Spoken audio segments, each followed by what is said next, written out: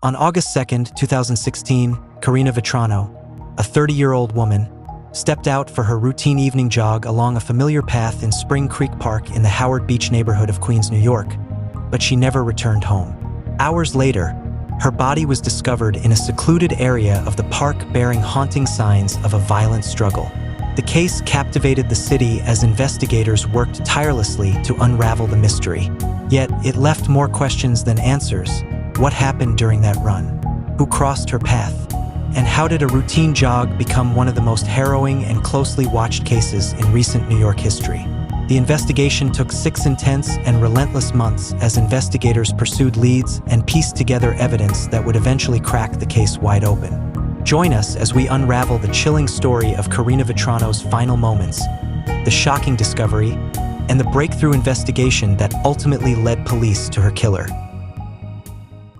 Karina Vetrano was a vibrant, motivated 30-year-old woman from Howard Beach in Queens, New York. She carried a strong connection to her neighborhood and the people around her. Karina had a degree in speech pathology and dedicated part of her career to helping children with communication challenges.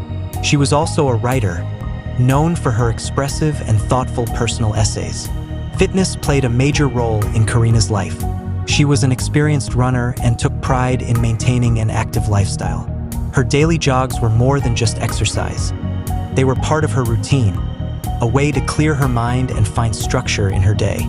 She shared a close relationship with her family, particularly her father, Phil Vetrano, who often accompanied her on runs along the Spring Creek Park Trail.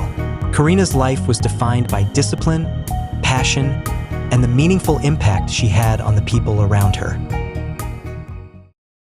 On a warm summer evening on August 2, 2016, Karina Vetrano told her father she was heading out for her daily jog along the familiar path in Spring Creek Park in the Howard Beach neighborhood of Queens, New York City. They normally jogged together, but that day her dad stayed home due to a minor back injury. Karina reassured him she would be fine as she had run on the same trail countless times, a place she knew well and trusted. But that evening, something was different. As the sun lowered behind the marshland and daylight began to fade, Karina did not return home. When attempts to reach her went unanswered, her family became increasingly worried. Within hours, her family, neighbors, and local authorities launched a search effort across the parkland, hoping to find any sign of where she had gone. Around 11 p.m., the search ended in tragedy.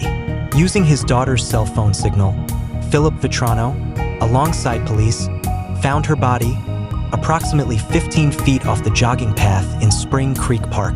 Karina's body was found lying face down in an area of unkempt weeds and marshy grass. Her body position, the disturbed vegetation, and the distance from the main path all suggested a sudden attack followed by a struggle that moved off the trail. Her hands were found clutching torn grass and leaves, indicating she had been violently dragged off the path and fought fiercely to resist. Her sports bra was pulled down, and her shorts and underwear were bunched and rolled around one thigh, taken off her other leg, signaling a sexual assault. One of her sneakers was found feet away from her body, which was a marker of the chaotic fight. Investigators believed she had been struck forcefully in the back of the head, likely with a rock, adding to the violence of the attack. They also recovered DNA from multiple points, under her fingernails, on her body, and on her cell phone. The autopsy confirmed the definitive cause of death as strangulation, evidenced by a clear handprint on her neck and trauma to the carotid artery. Her neck bore extensive bruising and linear scratches, indicating a fierce attempt to pry the attacker's hands away. Her teeth were chipped and cracked, an injury suggesting she bit her attacker hard during the struggle. The examination also found signs of blunt force trauma, consistent with being struck in the back of the head, likely with a rock. The medical findings documented severe injuries consistent with a sexual assault, including a laceration and internal bruising. Finally, numerous other injuries, including extensive abrasions and the telltale sign of strangulation, burst blood vessels dotting her face, painted a clear picture of a brutal, final confrontation. After Karina Vetrano's body was found, Spring Creek Park quickly became the center of a major investigation. Detectives, K-9 units, and forensic teams searched the area, retracing her usual running path and collecting anything that looked out of place. Disturbed vegetation, footprints, personal items, or indications that another individual had been in the vicinity. Police reviewed Karina's phone data, daily routine, CCTV footage, and recent communications to track her final movements. They interviewed residents, runners, and neighbors, gathering descriptions of anyone seen in the park that week. They also checked past incidents and missing person reports and followed every tip, no matter how small. Karina was found in a remote, overgrown spot rarely used by visitors, raising questions about who else might have been there. The police initially offered a $10,000 reward to encourage people to come forward with any information that could help solve the case. But as days passed, the investigation reached a standstill. No clear suspect emerged. No specific motive was identified, and no eyewitness came forward with definitive information. As the early investigation unfolded, investigators were confronted with a difficult reality. There were no eyewitnesses, no clear motive, and no immediate suspect. The strongest lead came from the forensic lab, where a full DNA profile was developed from the evidence collected at the crime scene. It belonged to an unknown individual, confirming that someone else had been with Karina that day. But when that DNA was entered into national and state databases, it produced no match. With a clear DNA profile but no match in any national database, investigators couldn't rely on past records. They had to devise an entirely new strategy. Investigators studied the DNA to estimate general characteristics about the unknown person. The results weren't exact, but they helped narrow the possibilities. They then focused on who lived near the trail, who regularly used the park, and who had no reason to be in that remote area. They canvassed the neighborhood, conducted interviews, and requested voluntary DNA samples from people in the area. Many stepped forward, wanting to help with the investigation. Every sample was compared to the unknown profile. Everyone came back negative. The DNA became the ghost they were chasing, a silent, microscopic witness to the final moments. For months, this microscopic fragment of truth fueled the entire investigation. Investigators believed that finding the person behind that DNA would unlock every answer in the case.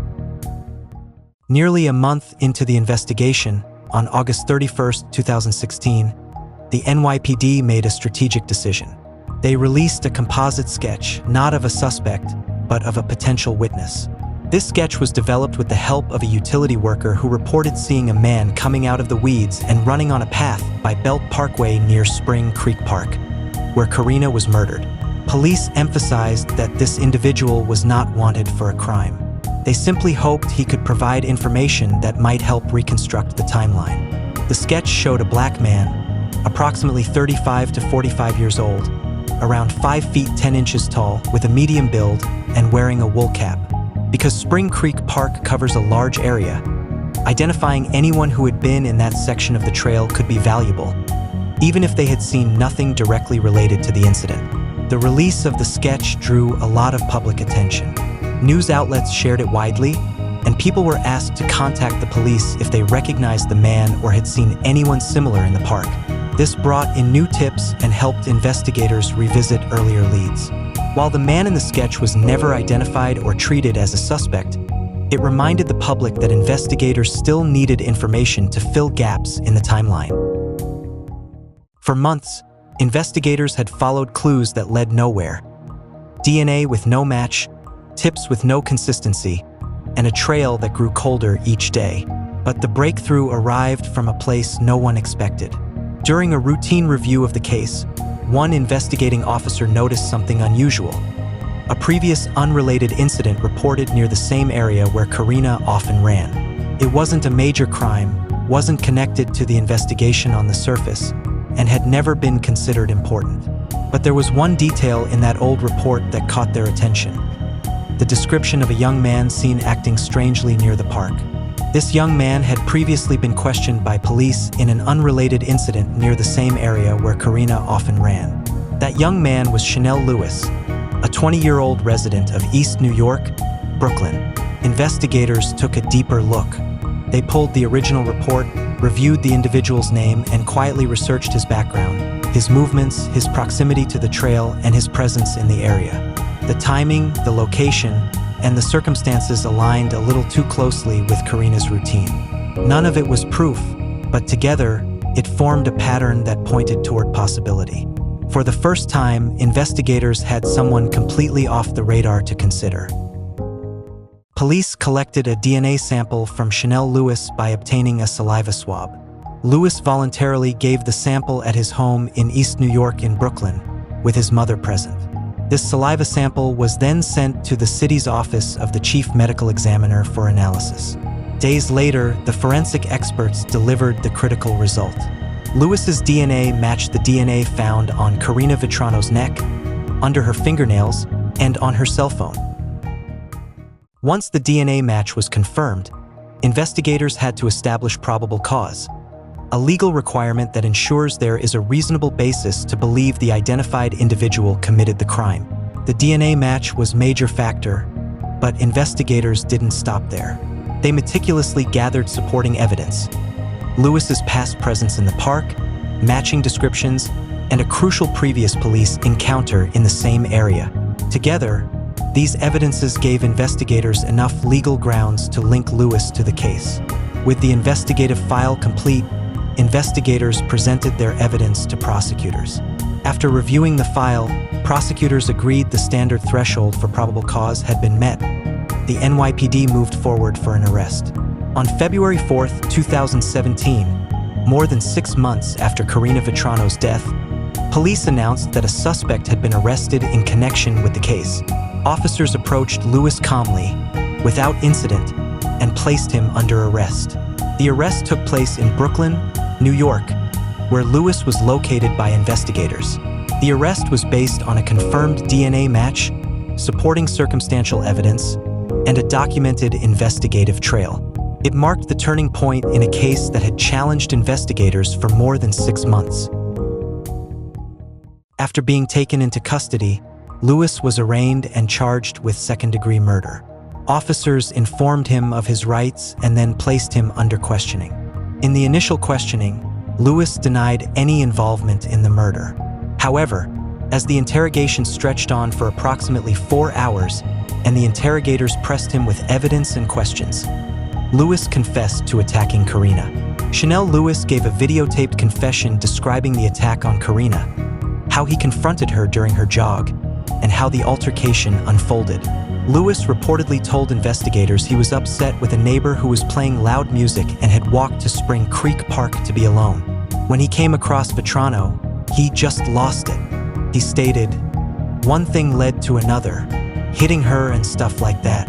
Lewis mentioned details about the crime scene that only the killer would likely know, including describing a peculiar puddle of muddy water near where Vetrano's body was found. Lewis described the physical struggle, stating he hit her approximately 5 times in the face and strangled her. When asked if she was still moving when he was strangling her, he reportedly said, "Well, yeah, then she dropped into the water. After that, she was just lying there." Lewis denied sexually abusing Vetrano, despite her being found partially undressed and forensic evidence of sexual assault. The videotaped confession also includes a moment where Lewis asks a prosecutor if there was a restitution program he could be enrolled in to pay for his alleged crime. During questioning, Lewis occasionally appeared confused, distressed, and showed signs of emotional strain. The interrogation also revealed that on the day after the murder, Chanel Lewis was found to have a hand injury. Medical examination revealed a foreign object embedded in his hand, which a doctor testified could have been a piece of one of Karina's cracked teeth, pointing to direct physical contact and a violent struggle. The injury aligned with Lewis's having struck or grabbed Karina during the attack, consistent with evidence of blunt force and defensive wounds found on her body.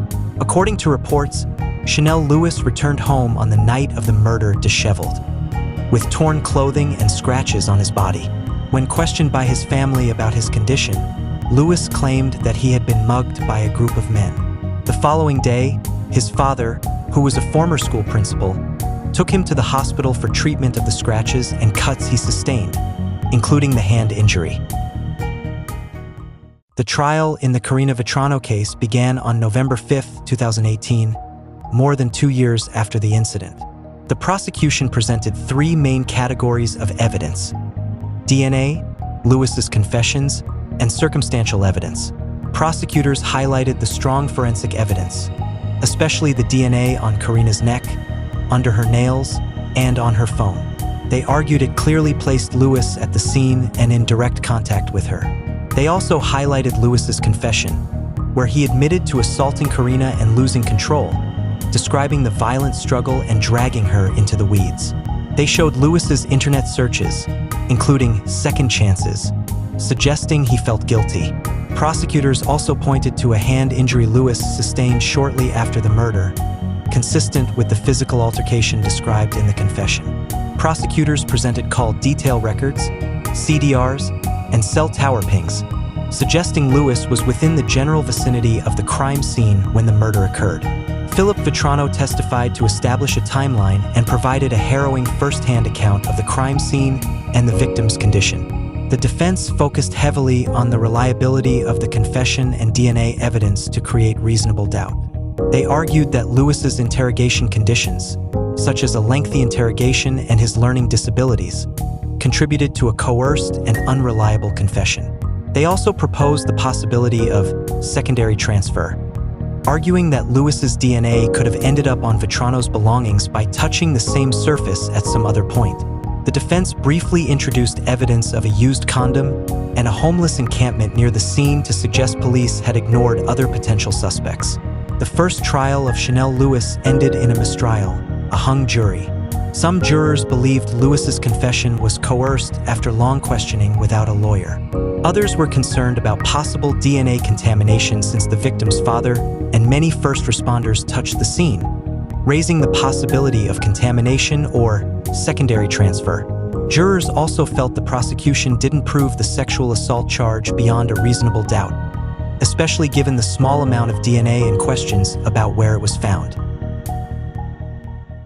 The second trial began in March 2019 with a new jury selected to consider the evidence independently.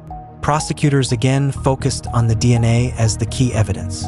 Forensic experts explained the DNA match reliability, while investigating officers described the surveillance and chain of custody evidence placing Lewis near the park.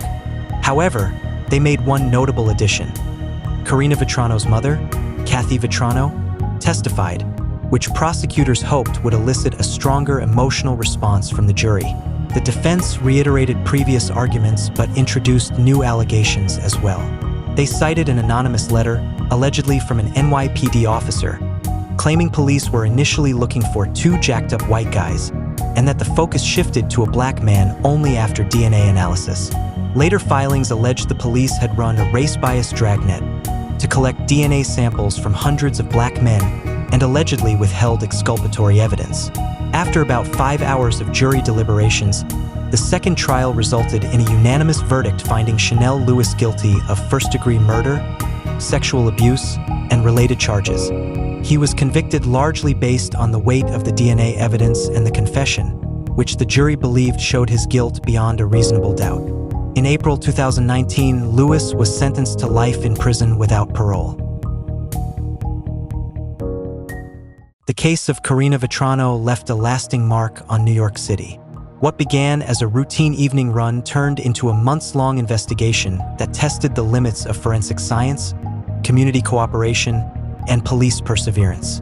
Through DNA analysis, detailed investigative work, and the determination of her family, the case eventually reached a legal conclusion.